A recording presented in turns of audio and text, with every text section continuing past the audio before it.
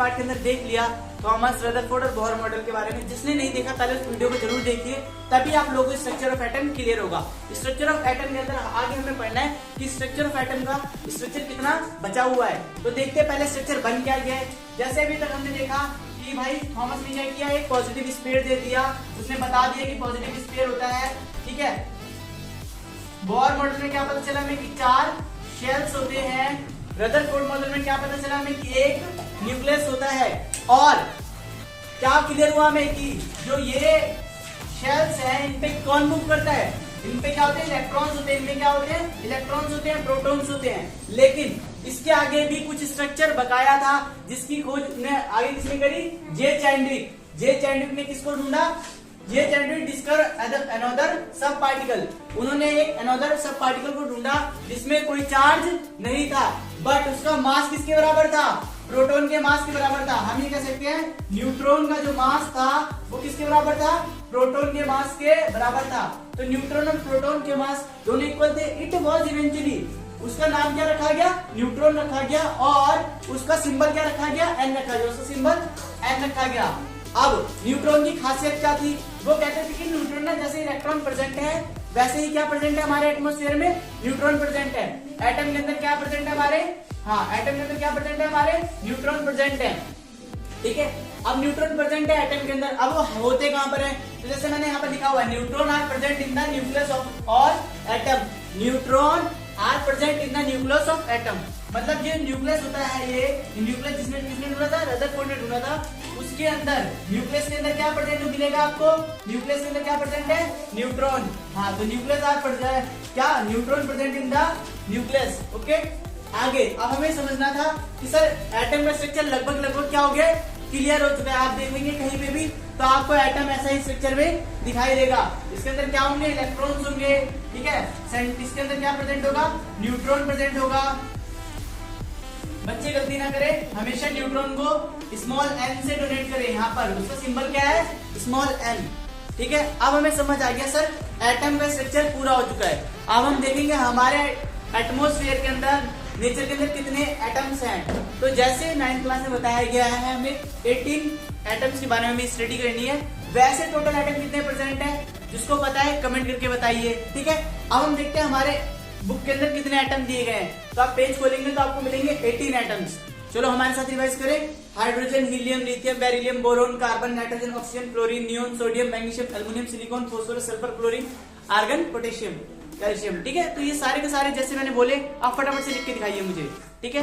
और तब तक मैं भी लिख देता हूं, नोट डाउन कर लिया होगा, मैंने भी नोट डाउन कर लिया है। आप लोगों ने कितने एलिमेंट बोले थे, मैंने 20, आप लोगों ने कितने लिखे, 18 तक लिखा था मिनिमम, क्योंकि आपकी बुक में भी 18 तक लिखा हुआ है। बट मैंने अभी कितने लिए, 10 लिए, और मैंने नेम की जगह क्या लिखा है, सिंबल लिखा है। सिंबल इजी होता है याद करने के लिए, और सिंबल होते हैं आसान तरीके के नंबर, क्योंकि देखो आप हाइड्रोजन की स्पेलिंग लिखोगे टाइम लगेगा, उससे बड़े सिंबल क्या है, एच, ठीक है। और लाइन वाइज अगर आप इसे याद करते हो, लाइन वाइज अगर इसे याद करते हो तो एटॉमिक नंबर ऑटोमेटिक याद हो जाएंगे। जैसे hydrogen atom number 1, helium 2, lithium 3, मुझे ये याद ही नहीं करने पड़ते, मैं सिर्फ ये याद करता हूँ, hydrogen, helium, lithium, beryllium, boron, ऐसे करके मुझे सारे के सारे एटॉमिक नंबर याद हो चुके हैं, ठीक है। अब हम देखते हैं सर ये क्या लिख रखा है सर ने, ये क्या है, शेल से आपको याद होगा। बोहर के मॉडल में क्या बताया गया था, 4 शेल्स होते हैं, कौन कौन से, KLMN, ठीक है। क्या क्या शेल होते हैं, 4 शेल होते हैं। तो जैसे आपने एटम का स्ट्रक्चर देखा, पहला shell K, L, M and N।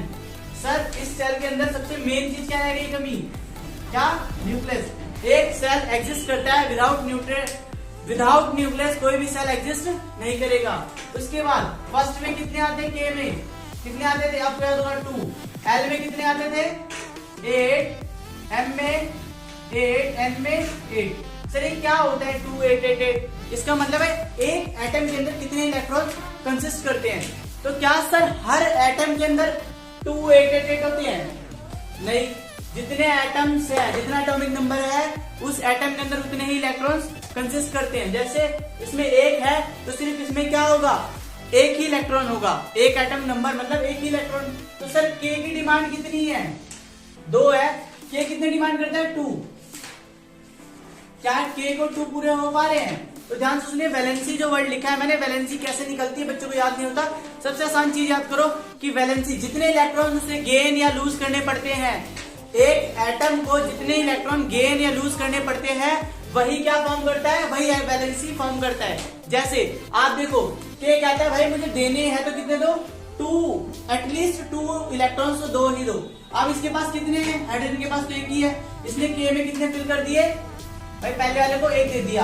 अब बाकी लोगों को याद हो गया होगा एटॉमिक नंबर क्या होता है। एटॉमिक नंबर पता तो चल गया होगा कि सर 1 2 3 4 5 6 होते हैं, बट होता क्या है पता है आप लोगों को। तो चलो पढ़ लेते थोड़ा सा कि जैसे बताया गया proton are present in the nucleus of all atoms. आपको पता था प्रोटॉन कहां प्रेजेंट है, न्यूक्लियस के अंदर प्रेजेंट है, एटम के अंदर, और जितने प्रोटॉन्स होते हैं वही क्या होता है हमारा एटॉमिक नंबर होता है। और एटॉमिक नंबर किससे डिनोट करते हैं हम, वेरी गुड, किससे डिनोट करते हैं, जेड से।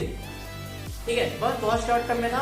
अब आपको एटॉमिक नंबर याद होगा, जैसे हाइड्रोजन का एटॉमिक नंबर क्या था 1, कैल्शियम में क्या एटॉमिक नंबर, तो ऐसे करके आप इसे रिवाइज कर सकते हैं, एक बार प्रैक्टिस कर सकते हैं। और अब आई बात मास नंबर की। मास नंबर की डेफिनेशन पढ़िए, the property of sub atomic particles. क्या जो सब एटॉमिक पार्टिकल्स होते हैं, we can conclude that mass of an atom particularly due to the protons and neutrons alone। मतलब सर बहुत आसान तरीके में बता देता हूँ आपको, प्रोटॉन प्लस न्यूट्रॉन क्या बन जाता है, प्रोटॉन प्लस न्यूट्रॉन क्या बन जाता है, आप बिल्कुल सही, लगभग एटॉमिक मास के बराबर होता है, लगभग एटॉमिक मास के बराबर होता है। तो प्रोटॉन और न्यूट्रॉन याद कर लीजिए, आपको एटॉमिक मास मिल जाएगा। लेकिन उसके बाद भी बहुत आसान ट्रिक खोजी गई, लगभग 90% हर जगह वैलिड है ये। क्या ट्रिक है ये, these present in the nucleus of an atom, hence proton and neutron are also called न्यूक्लॉन्स। क्या बताया गया कि प्रोटॉन और न्यूट्रॉन जो होते हैं उन्हें क्या कहा जाता है, न्यूक्लॉन्स कहा जाता है। इसका मतलब क्या है, मान लो आप एक एग्जांपल के लिए कार्बन का एटॉमिक नंबर कितना होता है, 6 होता है, ये तो पता ही होगा आप लोगों को। मास क्या होगा इसका, तो जैसे मैंने आपको बताया सिंबल ऑफ एलिमेंट, नीचे क्या लिखा होता है एटॉमिक नंबर, और मास होता है ऊपर। आप बताओ अगर ये एटॉमिक नंबर 6 है, इसका मास क्या होगा, लगभग तो 95% में क्या होता है, इसका डबल होता है। जैसे 6 है तो इसका क्या होगा 12 होगा। ऑक्सीजन का 8 होता है तो इसका मास कितना होता है, 16 होता है। और एक एग्जांपल ले सकते हैं हम, नाइट्रोजन ले सकते हैं, एटॉमिक नंबर कितना है 7, मास कितना होगा 14। ठीक है, कुछ में जो मैंने बताया 90% मैच कर जाते हैं, 90% में सही होता है। तो कौन से वो 10 एलिमेंट है या 10% एलिमेंट्स हैं जिसमें मैच नहीं करता, तो आज हम उसे देखते हैं। ठीक है, उससे पहले फटाफट से नोट डाउन कर लो। हम देखते हैं कितने एलिमेंट्स बचे थे। जैसे मैंने बताया आपको 10% एलिमेंट्स ऐसे होते हैं जिनका एटॉमिक नंबर या एटॉमिक मास डिफरेंट होता है। किस तरीके से देखेंगे हम, तो सबसे पहले क्या दे रखा है, आइसोटॉप्स। आइसोटॉप की खासियत क्या है कि इसके अंदर सेम एटॉमिक नंबर होते हैं और मास क्या होते हैं, डिफरेंट होते हैं। मतलब सर एटॉमिक नंबर कुछ एलिमेंट्स के सेम होते हैं पर उनके मासेस डिफरेंट होते हैं। मैं पहले एग्जांपल ले लेता हूँ, कार्बन का जैसे मैंने आपको बताया भी था 6 एटॉमिक नंबर, तो मास कितना होना चाहिए, 12 होना चाहिए। बट सम टाइम इसका एटॉमिक नंबर 6 ही रहता है, मास कितना आता है, 14 आता है। क्या सर और एलिमेंट्स है, हाँ एक क्लोरीन और है। ऐसे बहुत सारे एलिमेंट्स आप सर्च करोगे तो मिल जाएंगे आपको। क्लोरीन का एटॉमिक नंबर कितना होता है, 17 होता है, मास 35। एक बार क्लोरीन का एटॉमिक नंबर 17 आता है और मास 37। तो ये दोनों कंडीशंस क्या हैं, ये कंडीशंस बताती हैं कि कुछ ऐसे एलिमेंट्स प्रेजेंट है एटमॉस्फेयर के अंदर जिनका एटॉमिक नंबर सेम है और मास डिफरेंट होते हैं। ओके, अब आगे हम देखते हैं क्या सर ये कार्बन 2 अलग अलग है, हाँ ये कार्बन 2 अलग अलग है और दोनों का एटॉमिक नंबर 6 है, बट मास दोनों के क्या है, डिफरेंट है। अब मैंने कुछ एप्लीकेशंस लिख रखी है और आपकी बुक के अंदर कुछ एप्लीकेशंस हैं। क्या होता है एप्लीकेशंस, ये बता रहे हैं कि आइसोटॉप्स का यूज क्या है। ठीक है, तो आइसोटॉप के यूज देखिए, an isotope use urine is used to fuel nuclear reactors, urine के रिएक्टर्स के रूप में इसे यूज किया जाता है।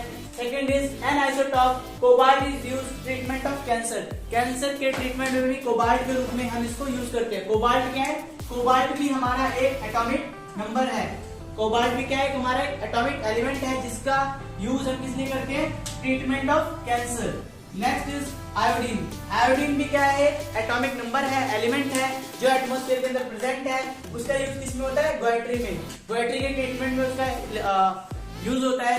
नेक्स्ट आइसोबार्स, आइसोबार्स सेम इसका अपोजिट है, सेम अपोजिट मतलब सेम मास और नंबर क्या होता है, डिफरेंट होता है। सेम मास मतलब जैसे देखो आप कैल्शियम का एटॉमिक नंबर कितना होता है, कैल्शियम का एटॉमिक नंबर कितना होता है 20 होता है और आर्गन का एटॉमिक नंबर कितना होता है 18। बट कोइंसिडेंस से मास देखो, दोनों के मास कितने आते हैं 40। दोनों के मास कितने हैं, दोनों के मास 40 ही है। ठीक है, तो ये छोटा सा टॉपिक था एटम के बारे में। आई होप आपको स्ट्रक्चर ऑफ एटम समझ आया होगा।